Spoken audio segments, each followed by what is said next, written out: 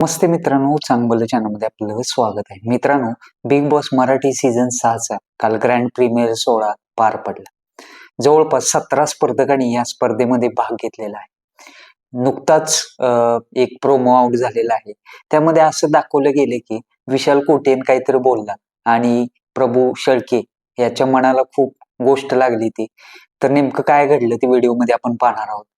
तर विशाल कोटियन आपल्याला माहितीच फिजिक वगैरे चांगली आहे, त्याची जिमची बॉडी आहे. त्यानं प्रभू शेळकेला उचलून घेतलेलं आहे आणि अ, ते चौघजण तिथे आहेत.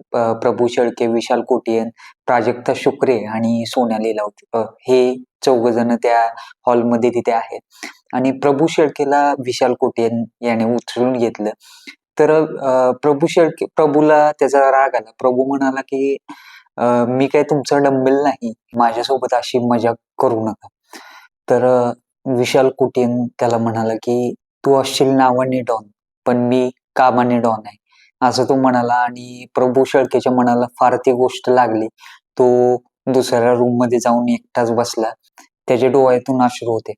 तर असं म्हणावं लागेल की परत कमेंट बॉक्स सेक्शनमध्ये चालू झालं की कुठेतरी पुन्हा एकदा बिग बॉसच्या नवीन सीझनमध्ये सिम्पथी गेम चालू झालेला आहे आणि मागच्या वर्षीचा विनर सूरज चव्हाण याच्यासोबत कंपॅरिझन सुरू झाले की या पद्धतीचंच पुन्हा एकदा सीन क्रिएट करायचं चाललाय बिग बॉसचं.